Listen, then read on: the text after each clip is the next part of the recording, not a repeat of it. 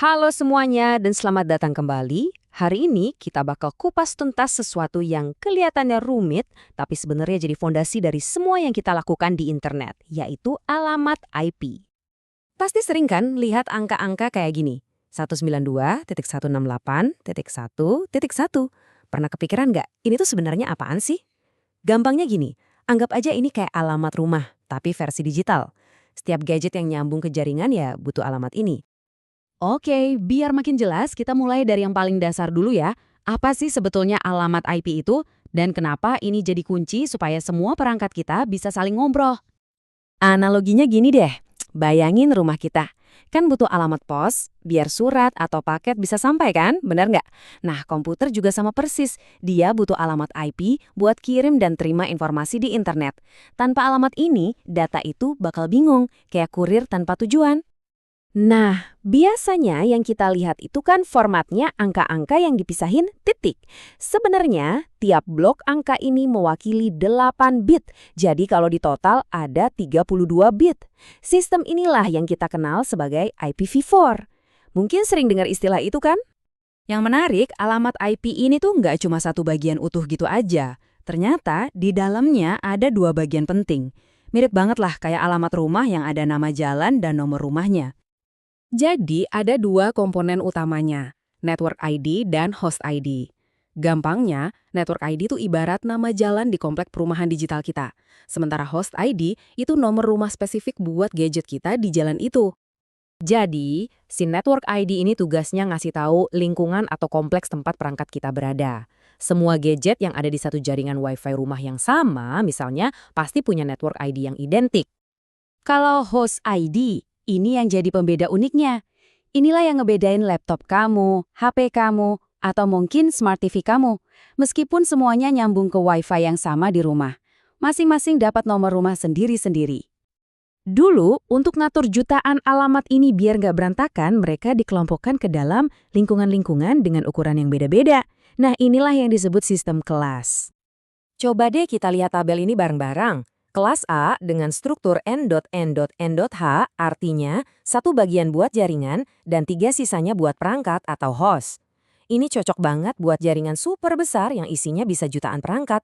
Nah, bandingin sama kelas C yang strukturnya N.N.N.H.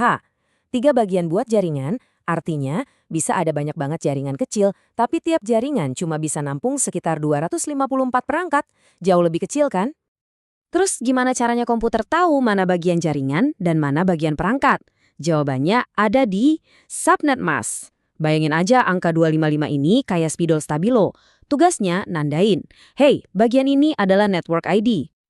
Oke, sekarang skenarionya gini. Gimana kalau kita punya satu jaringan kelas C, tapi kita mau bikin grup-grup yang lebih kecil dan rapi di dalamnya? Misalnya di kantor, mau misahin jaringan buat tim keuangan sama tim pemasaran. Nah, disinilah subnetting masuk dan jadi pahlawannya. Lihat deh bedanya. Di sebelah kiri, tanpa subnetting, semua perangkat itu kayak dilempar ke satu ruangan besar yang super berisik dan kacau. Komunikasi jadi lambat. Sekarang lihat yang kanan. Dengan subnetting, kita seolah-olah bikin kamar-kamar terpisah, jauh lebih rapi, lalu lintas datanya lancar, dan pastinya lebih aman. Konsepnya tuh sebenarnya simple banget. Kita minjem sebagian jatahnya host ID, terus kita pakai buat bikin identitas subjaringan baru. Dengan cara ini, kita bisa pecah satu jaringan gede, jadi beberapa jaringan yang lebih kecil dan lebih gampang diatur. Oke, teori cukup. Sekarang kita coba praktik langsung biar kebayang. Kita ambil contoh jaringan 192.168.1.0, terus kita kasih subnet mask/26. Angka 26 ini artinya kita kunci 26 bit pertama sebagai bagian jaringan. Kira-kira apa ya yang bakal terjadi? Proses yang kelihatannya ribet ini sebenarnya cuma soal ngejawab 4 pertanyaan kunci ini aja. Begitu keempatnya terjawab, kita bakal dapat peta lengkap dari jaringan baru kita. Gampang kan? Pertanyaan pertama, jadi ada berapa subnet sih yang kita buat? Gini, kelas C itu kan standarnya /24. Karena kita pakainya /26, artinya kita nginjam 2 bit dari bagian host. Rumusnya gampang banget. 2 dipangkatkan sama jumlah bit yang kita pinjam. Jadi, 2 pangkat 2, hasilnya 4. Yap, kita bakal punya 4 subnet baru. Pertanyaan kedua, tiap subnet itu bisa nampung berapa perangkat? Oke, total bit buat host kan ada 8. Udah kita pinjem 2, jadi sisanya tinggal 6 bit. Rumusnya, 2 pangkat 6 dapatnya 64. Tapi tunggu dulu. Kita harus selalu kurangi 2. Kenapa? Karena alamat paling awal itu buat identitas subnetnya, dan alamat paling akhir itu buat broadcast, alias ngirim pesan ke semua perangkat di subnet itu. Jadi, 64 dikurangi 2, kita dapat 62 alamat yang benar-benar bisa dipakai. Dan inilah hasilnya. Keren kan? Satu jaringan besar sekarang udah kebagi rapi jadi 4 subnet.